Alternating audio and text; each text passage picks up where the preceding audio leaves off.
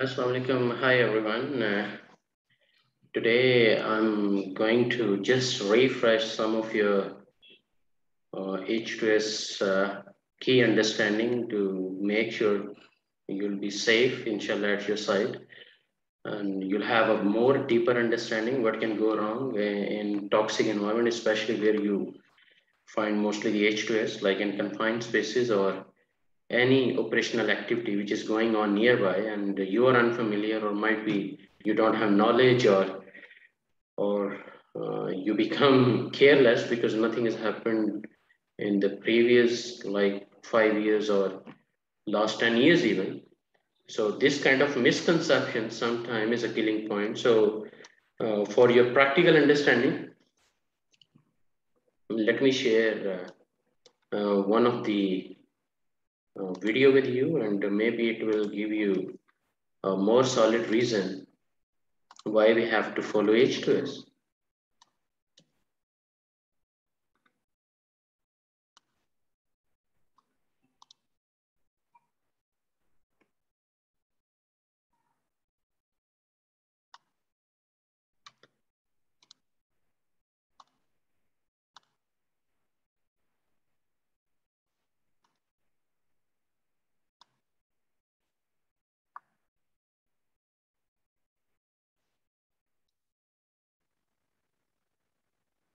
So just silently observe what I'm going to share with all of you. Then I'll be surely, discuss what was the real complication there. Look at this is kind of a refinery, oil and gas refinery, or this kind of a plant also. Look at the employees, they are going, and one lifting, rigging and lifting is going on. And two guys just came and had a detailed discussion.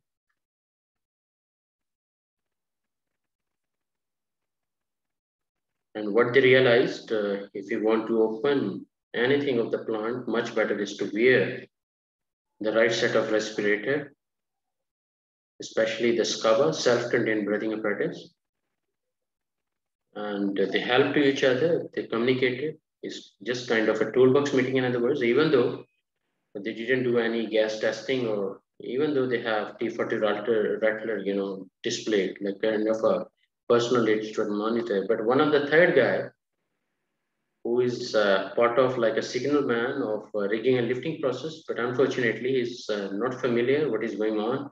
And the terrible mistake from the guys, they didn't communicate with him, that please wear your scarf, or even he ignored the beep sound or kind of blinking of the T40 rattler, and even the alarm sound, in other words. And because of H2S, it's kind of a monster, terribly poisonous gas. So within no second, he just became unconscious. And later on, it's hard to survive, because the H2S is probably about than 100 ppm or maybe more than 1000 ppm. So the more concentration of H2S, less chances to be. But still lucky enough because those guys were available, so he immediately rescued or brought him to the safer zone. And now another terrible mistake to give the water, because water plus H2S is equal to acid. That is why someone luckily came in and he guided, don't give him any water because water will increase the toxicity and also the terrible consequences. So immediately they brought him to the hospital. They are treating, it's a poisonous gas, soluble in water, in the blood streams. It can mix, and but luckily, because on-time rescue operations were going on, and the terrible mistake like drinking water was avoided, and luckily now he's safe enough. So what is the right ways? When personal alarm activated, you should wear EVA or emergency escape breathing apparatus. And also, they should not ignore the nearby activities, whatever is going on, and the guys must barricade and make sure they understand 50 meter here and there, what is going on, so they can, no one is crossing the line of fire. So immediately he can inform them and can keep irrelevant or unnecessary. That is why this value of standby man is critically important. So they can stop whoever is irrelevant of that process, and also you can share some safety rules against H2S. That means the knowledge, the training and development, both are reciprocal. The more technically knowledgeable you are, and you have a comprehensive skill set along with your job, will definitely keep you safe, inshallah, on the job. But the most important thing, your smallest negligence, like this gentleman, but still lucky enough that he still survived actually. That's not a small thing. Otherwise, survival itself is not easy.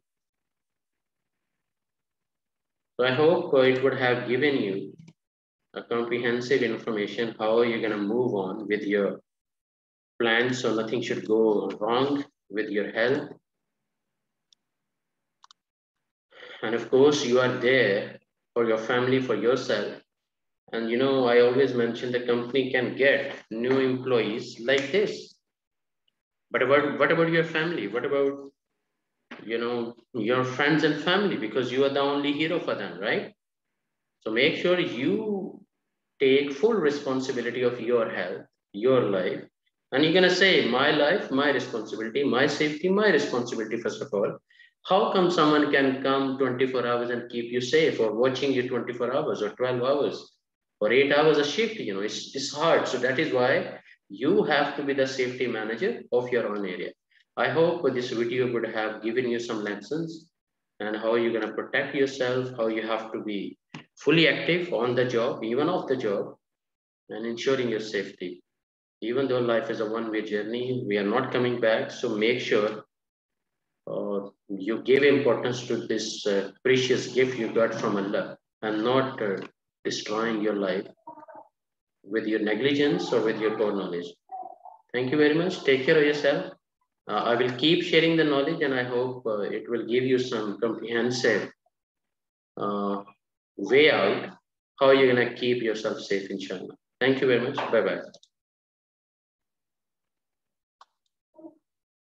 And please feel free to share your channel. The Best International YouTube like Training Zone channel is your daily learning club. It's your channel, by the way.